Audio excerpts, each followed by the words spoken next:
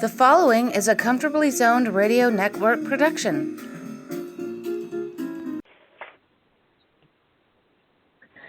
Thank you, Tally Olson. We are back. New York Mets in the zone in a celebratory mood. The strike has ended. Not a strike, a lockout. Call it what you want. We're going to have baseball. And as disturbed and as angry as I and my colleagues were a week or so ago, it's all turned around. All is forgiven. Let's have baseball. We have a great one tonight. Marty Rose is here. I am. How's everybody? We're great. And Barn is here. Brother Bernie Rose. Yes, I am. All right. Good to be with you. Good to have you. And Robert Cole, how are you? Doing good. Glad to be here.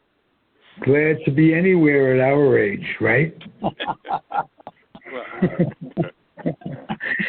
and I'm not laughing because of the four of us, I'm the oldest.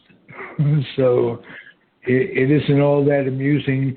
Mortality isn't, but if you don't laugh at it, it'll get you sooner. That's my feeling. It's good to have a sense of humor about everything. And in the world in which we live, I find it very difficult to find humor.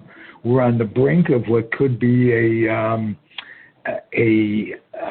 nuclear war happening, and baseball is an escape. Sports have always been, and this gives us a chance to talk about something that's at this moment in the spring, being a Met fan is great. I'm going to ask Robert Cole to start it off talking about the recent addition from the A's. Oh, yeah, Bassett. An interesting story, okay? Last year he got hit in the head with a ball, and he was in very serious condition for a while. The former All-Star had 3 good years in a row, but he did have a couple of games that he pitched at the end of the last year. He pitched very well, and he slots really nice in behind DeGrom and Scherzer. So you got a nice threesome there. Yeah, and you got to wonder too, off the subject of the Mets, why would the A's get rid of this guy who was, and I know why, it's the money, but he was such a fan favorite coming back. His story was so beautiful when he came back from, this guy was hit flat in the face. Just messed him up. And he went through a whole bunch of plastic surgery, this, that, and the other thing. The fans rooted for him. And why screw that karma up? I don't understand it. It's not, and that's everything that's wrong, not just with the A's, but with baseball. Money always comes before what the fans would like. And that's just an offshoot of all of this. I'm glad to have the kid on the Mets, but it certainly doesn't speak well for the balance of baseball when you have a guy like that being sold off. Well, I'll give you one reason. Other reason, Ralph, he's a free agent next year. Okay. Yeah. So, talk about money. But that is money because the A's probably realize that they're not going to be able to meet his needs next year. So they get took what they could get now. That was it. Exactly. And they traded Olson today also. Don't forget. Oh, I didn't know that. That's disgusting. Yeah, they traded him to the Braves today. Whoa. Which leaves Freddie Freeman, out there for the Dodgers, hopefully. Put your tongue back in your mouth, Bernie. Yeah. I really thought during the strike they were talking about the Yankees being interested in him, and it just surprises me that there's no talk about that at all. Yankees, who made a very significant trade yesterday, and I think it strengthens them on two levels. They get a better defensive shortstop that they had, and when healthy, qualify this. When healthy, Donaldson is really terrific. Catcher. They gave. Yeah. I'm sorry. Go ahead. The Go ahead. catcher that they threw in, they call it a throw-in.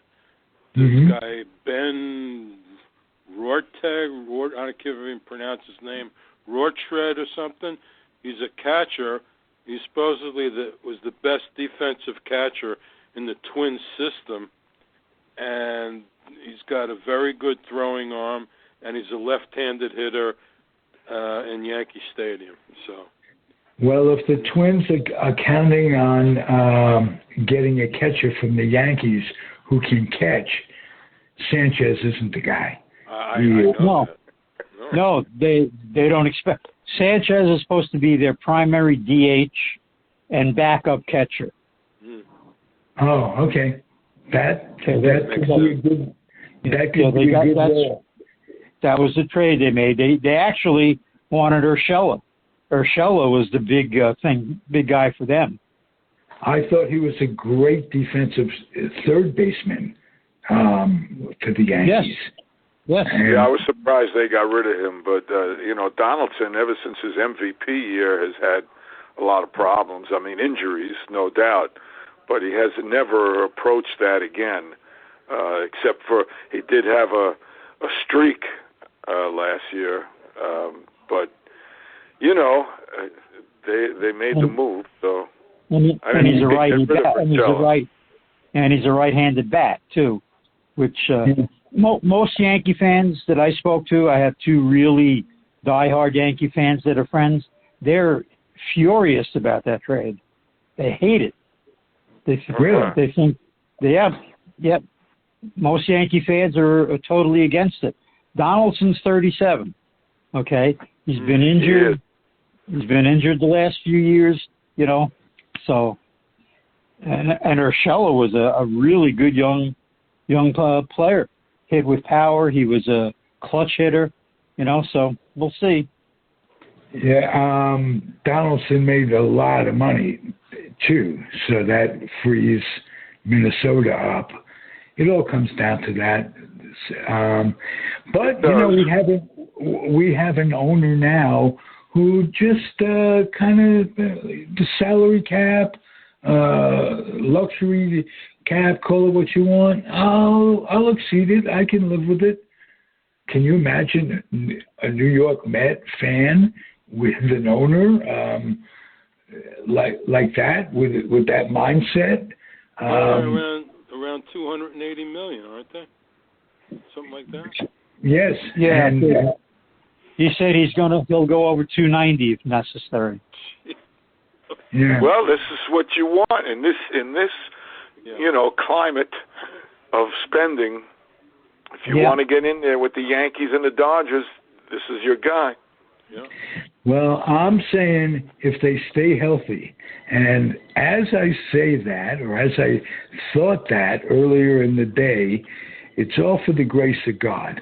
Alonso, on his way to spring training, to the camp, I don't know if you heard this, he was in an auto accident, comes out unscathed, totally unscathed.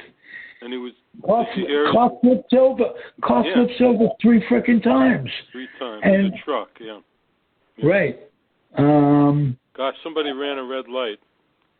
and 3 times without a scratch. Without a scratch. And so maybe this is a good omen, if there are omens or anything. It's just a weird situation. But just to dampen that a little bit, Ralph, okay? On the other side, Starling Marte reported today, and he's got a sore oblique already.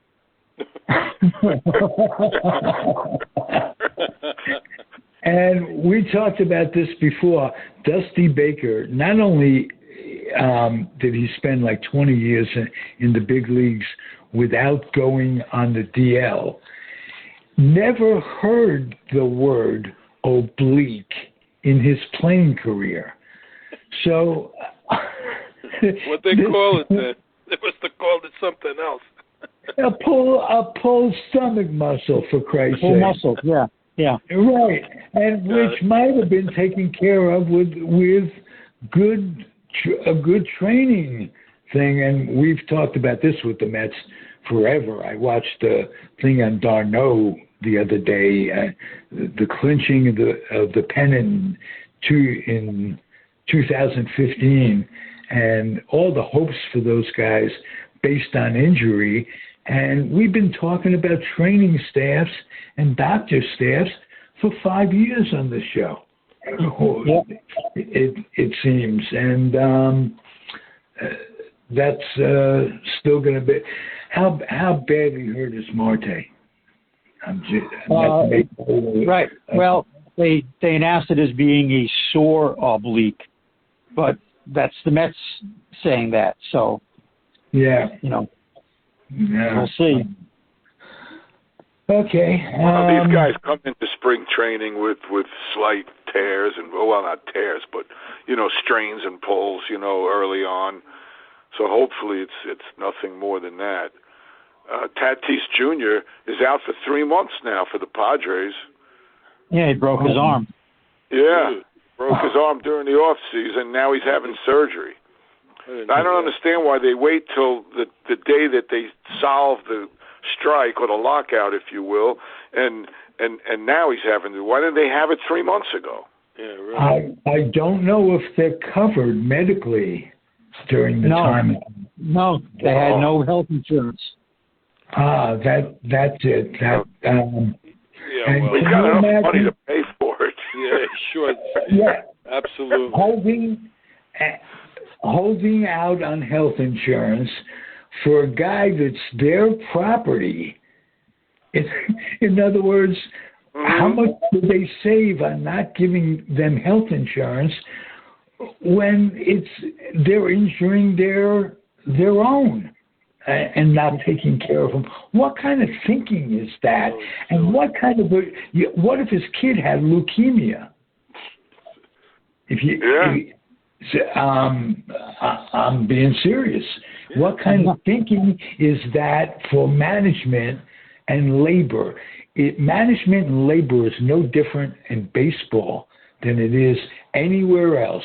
And it's just indicative of corporate greed, and the guy on the street is treated the same way by his or her employer, and it's just disgraceful.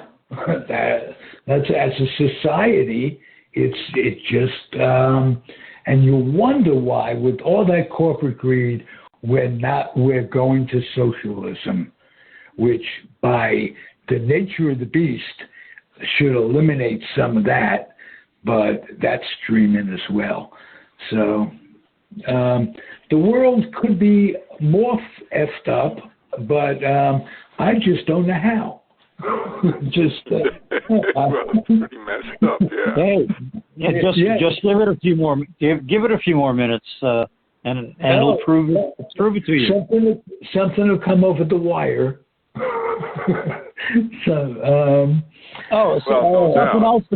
Something else to put a smile on all your faces. Just before I dial the phone, okay?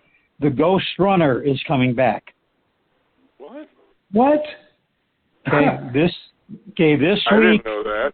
Yes, the MLB and MLBPA announced that sometime this week they will be reinstituting the Ghost Runner, and the players are for it. Really? The players are overwhelmingly in favor of it. Well, yeah, so they don't have to work overtime. Nobody Right. wants to play 18 innings, right? Jeez, that's it. Yeah. Oh, So- and the strenuous work that they do is called play ball, for Christ's sake. When you think about it, and play ball with a minimum salary of $500,000. So I'm not just saying that the owners are correct. If the players are for that, that means they have no regard for the record book, for the fans' interest, and that is absolutely hokey. And many players are in favor of 7-inning doubleheaders also. Sure they are. Because there's going to be a bunch now to make up for the 2 weeks they're going to miss. That's ridiculous. They don't make enough money to play 18 innings, Jeez. yeah, Well, the thing that got me about that was the split doubleheaders. If they're playing a split doubleheader, they have to be 9 innings. I don't care. They should be, If yes. they're playing back-to-back doubleheaders, maybe that's different. Yeah. Yep, I agree.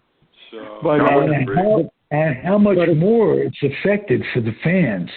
Parking, for instance, you're going to pay twice to park. That's a given. Well, what started out as a great show, I may be able to top that. DeGrom has already, and he's opened it up or closed it, negotiations. He's going to play it out. In other words, he's going to go for free agency. He wants, quote, I want to stay in New York. I want to blah, blah, blah. I want it to be, but Really? yeah, he wants a new contract. Yeah. This is a ploy to get an extension. Sure. I mean, That's they got what a this team is. option for 24. So he's, they could just renew him for 23 and 24 if they wanted to. But if they want to be nice, with the rich owner now. No, he's got an opt-out, Marty. Does he? Yes. Yeah, he does have There's an opt-out in his contract after the season. Oh, And that's okay. and that's what he said. He said that he's going to use his opt-out after this season, but he hopes to be able to stay with the Mets. Well, Kershaw used his 2 years ago, and then they signed him. So a bunch of guys have done that and stayed with the team. Yeah. Your main concern is that he's healthy and he doesn't get hurt again. Because if he's healthy and pitches right, if he pitches the way he was pitching before he got hurt, they'll be in good shape. Yeah, and if in fact he gets hurt or has a bad year, well, then he doesn't opt out. So he's got the best of both worlds going for him. Yeah. Hey, Familia's going to Philadelphia. That brings up a lot of mixed emotions when thinking about him as a New York Met. Start with you, Marty. Well, he was, he had his good days, he had his bad days. I mean, when I heard the news, it really didn't bother me at all. All I said to on my Twitter, I just said we'll be eating less Tums in the 8th inning. That's how I feel about it. So, he was good, he was bad. He was inconsistent.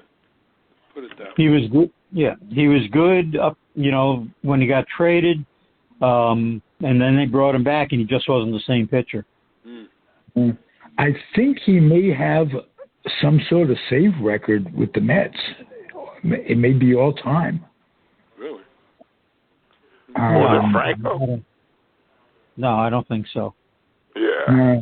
Maybe yes, maybe not all time. There was something I read that, boy, my retention is as good as ever. Well, he's been there for a number of years. That might be it, because he's been their closer for a while. He set the record for the amount of Rolaids Marty had to take.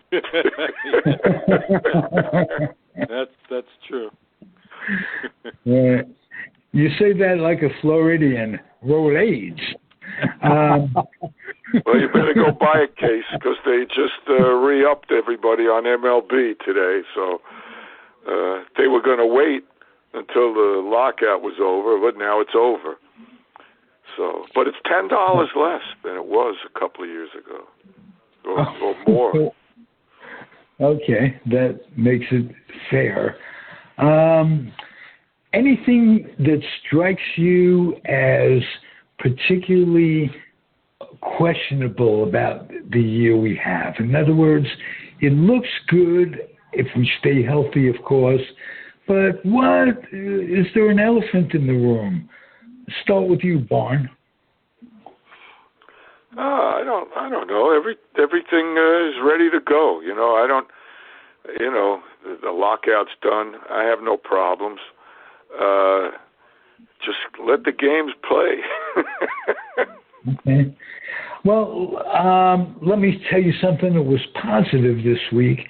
Was Cano comes to the manager, Buckwalter, and he says, I want to speak to the team when everybody gets here and apologize, if not explain myself.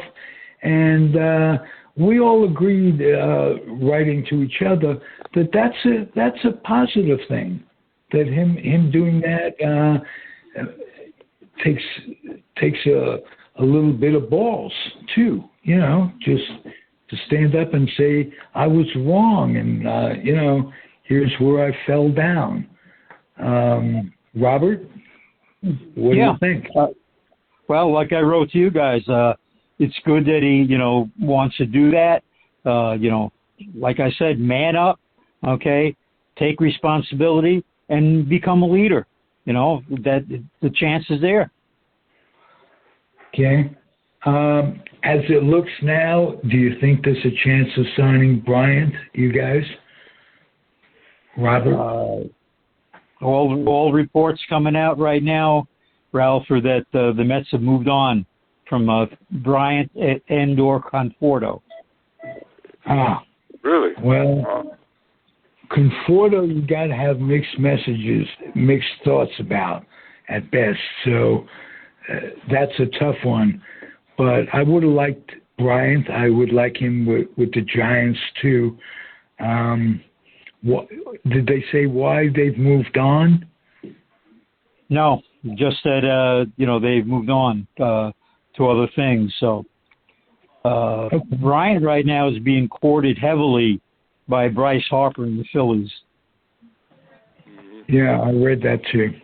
So that would be big for them. Familiar Bryant, the Yankees have a shortstop that's playing for them, and they're talking about getting him back. As a matter of fact, off the Met subject a little bit, Philadelphia would be interesting. They always are. So how's Canna, Ralph? The guy that's replacing Conforto. How is he? You've seen him. Canna's a good ball player. He played with the A's. He's no Lowry.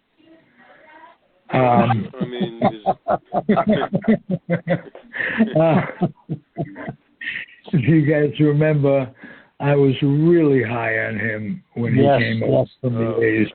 Yeah. And he was a good ball player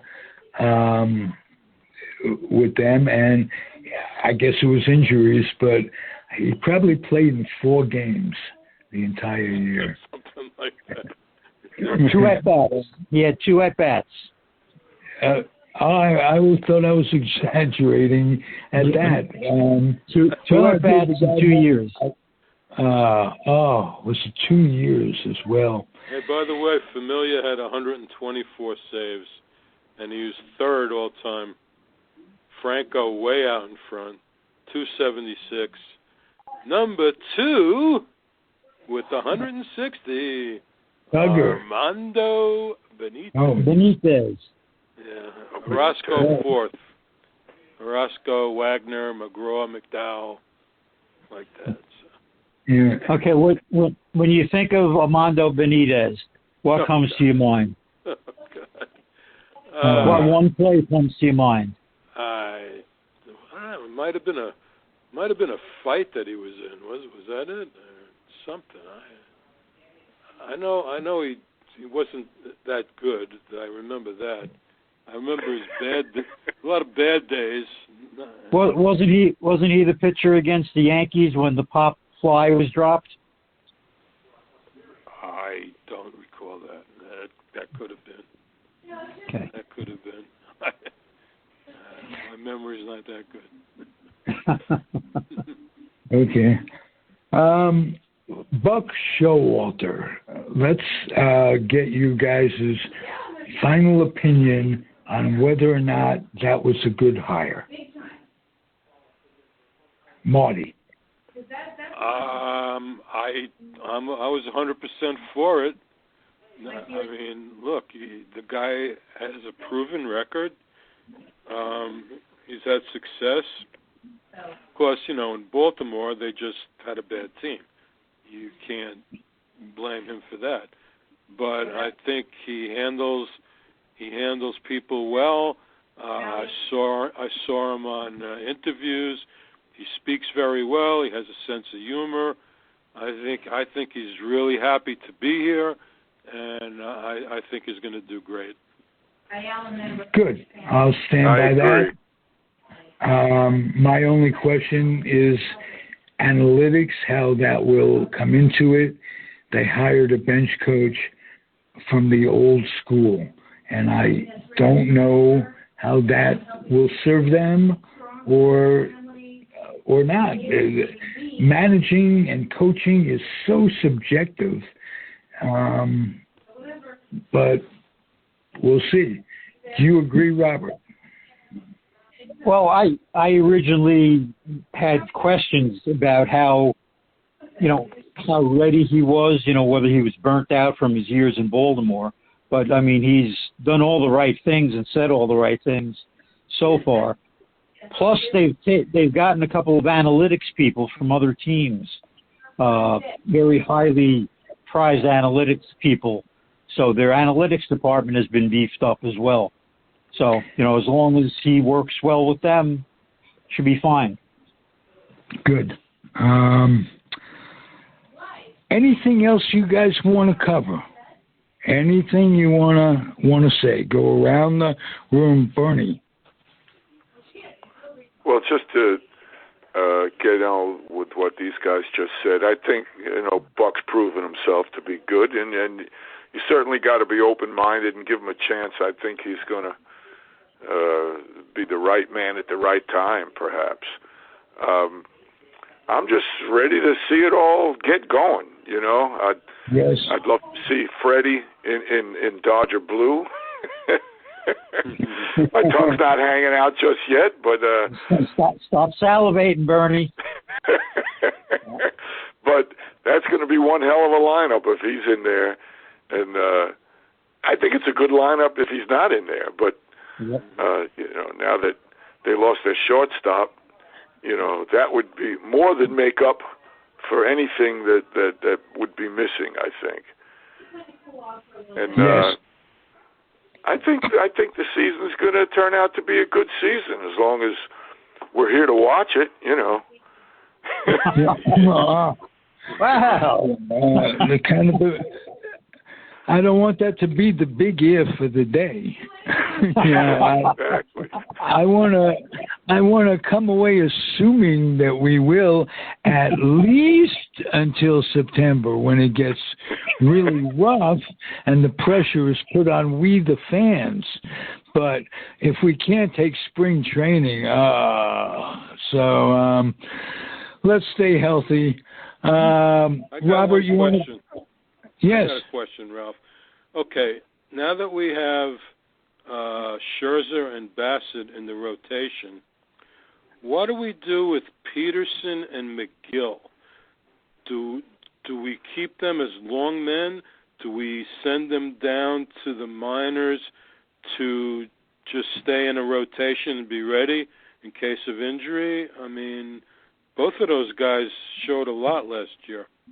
Yeah. Yeah, but well, let me throw this out, okay, about that.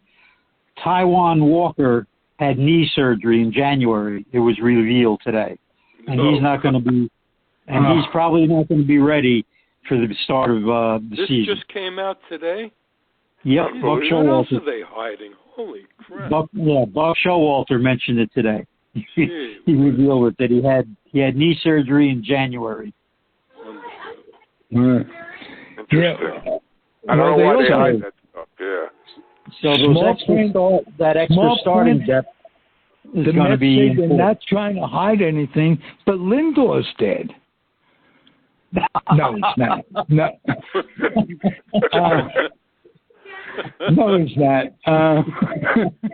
They wouldn't do that. Let me ask you: is it going to be Cano at third if they can't, if they don't sign anybody else, and McNeil at second, or what's the story? Well, you got Escobar is the third baseman, but Escobar is also a second baseman. So, if you put Cano at third, you can put Escobar at second. I mean, that would work. So and have McNeil as a super sub. Well, I hope that's what they do. I hope they don't trade him. Anybody have any trepidation about Scherzer, who had a dead arm the last time I saw him come into a game? No. Not until this moment. He's 38 years old, coming off a dead arm, and how much money is he getting? Buku. Well, with the money, I have always said, if the owners could afford it, let them work it out. So yeah, I don't have a problem with that either. But is he going to be ready? And how is he going to pitch? And we haven't seen DeGrom. DeGrom pitched one or two outings at the end of the year, small amount of innings.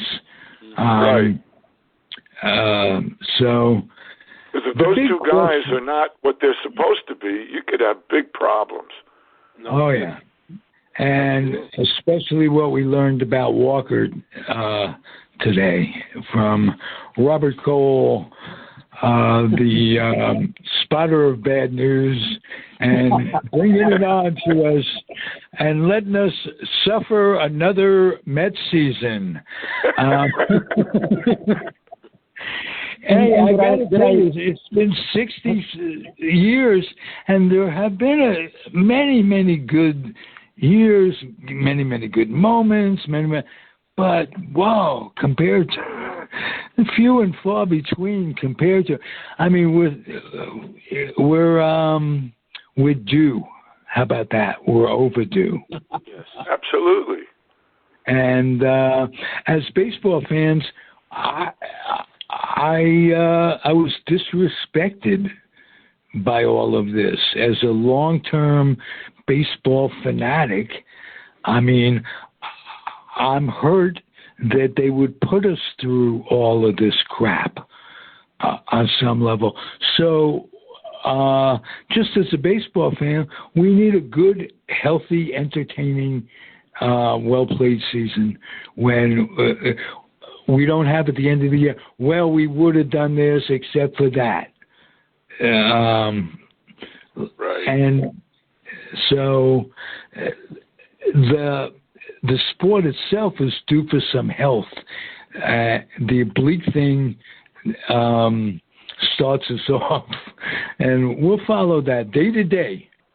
They got to do something to bring in some younger fans. Like I was listening to that show you were doing the other night, and it was mentioned that the average age of a baseball fan is 55. So, wow, right? Wasn't that was said? And, yes, it was. And that doesn't sound good for the future. So Yeah, and I think I retorted, what are they doing for the young fan? Yeah, nothing. To develop memories, so the fan could develop memories. It cost $1.25 back then to see a ball game. How many families have to put baseball on the back burner and not develop memories with the kids, so they'll have something to draw back upon? What's going to, you watch the All-Star game at night, kids on up, World Series at night, kids on up. When we were kids, we had the same guys every year also. Right. Now, right. You don't even know who's on the team anymore, unless you're paying good attention. Yeah. I was reading an article, too, that a husband and wife and 2 kids going to a game runs roughly $500. That's crazy. That's 4 tickets, parking, a hot dog and a soda for everybody, and a baseball hat for the 2 kids. $500. I just bought 2 tickets for an exhibition game in Port St. Lucie. With all the add-ons, the 2 tickets were $82 for an exhibition game. That's just the tickets. That doesn't count the parking or anything else. Right. Wow. So for an exhibition game, it's going to probably run you, $100, $150. Probably, yeah. If you want to get something to eat. Yeah, absolutely. It's a different day and a different age. Where we grew up, when you're 12 years old, you get on a bus or the subway and you go to the game by yourself.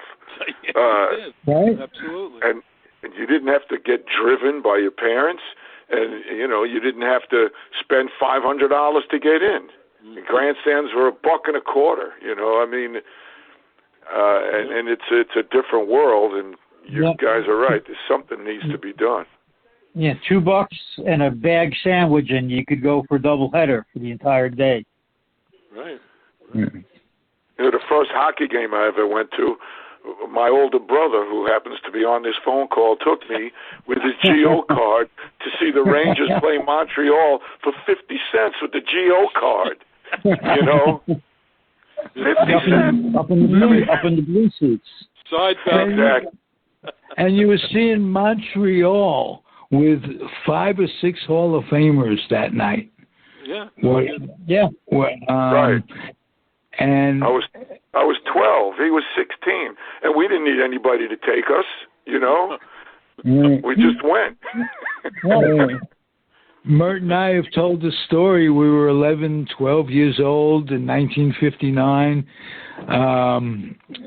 and the Knicks were playing the Philadelphia Warriors with Wilt Chamberlain. And it turned out we went alone ourselves, and they played a triple overtime. And we got home so late, we scared our parents, but we were fine. Yeah. Right. No cell phone. You couldn't get on a guard in the lobby. The gamblers had the payphones, so you couldn't get on that. But the memory was worth it. We were in the side balcony, and right under us, Willie Knowles got a rebound and clinched a victory. There you go. The New York Knicks. And so lifetime's worth of memories, guys. Me and the Rose brothers. And credit your uncle again. Talk about your uncle, Marty. My uncle was, he was a big sports writer at AP, and got us all the tickets. Specialized in boxing, but at that time, all the teams would give the press, tickets to every game. So for baseball, I think they had passes, press passes. Right. You had to go in the press gate. It wasn't really tickets. But and you sat in the general admission. Right. It was general admission back then, and you could sit anywhere upstairs when you got a general admission ticket. But, he got us tickets. But the Knicks and the Rangers and the Jets, for us, I don't know if you ever went to any Giant games in Yankee Stadium at that time, but we got reserved seats. We got tickets, and they were great seats. Mm-hmm. Mm-hmm. Marty, were you with me when the Giants played the Dallas Cowboys with Meredith and LeBaron in Yankee Stadium? In Yankee Stadium. It was the first year of Dallas. I definitely saw them playing Yankee Stadium. I don't recall if it was me and you or not. Maybe it was. Maybe it was. Wouldn't be surprised, because that wasn't a game I would have gone to alone, or I would have remembered it. See how we spent our time not thinking about the war tonight? That is right. All right. That's why we're here. That's why we're here, Ralph. Get away from the real stuff. And I just thought of that. It was a terrific time tonight, guys. Thank you. Yeah, enjoyed it. Glad to be here. Keep coming back, Barn. You're a part of it now. Thank you. I appreciate it. Well, Barney's got to wipe his mouth now after thinking about Freddie Freeman again. Well, it sounds like he's going there. I mean, didn't his wife post a picture from? It was like the background of a picture that his wife posted was of Dodger Stadium, and nobody. It's like an older picture, but people are reading things into it. So, right. Yeah, I read something where they said that she had hinted at the Yankees, but I don't know. I didn't see it. All I saw was a small little paragraph. Well, I hope you get everything you want for Christmas and Hanukkah too. There you go. All right. Enjoy the corned beef and Hamantaschen this week, boys. There you go. St. Patrick's Day and Purim. Yeah. Sounds like a good doubleheader. It does. All right. Thanks for listening, everybody. Comfortably Zoned Radio Network.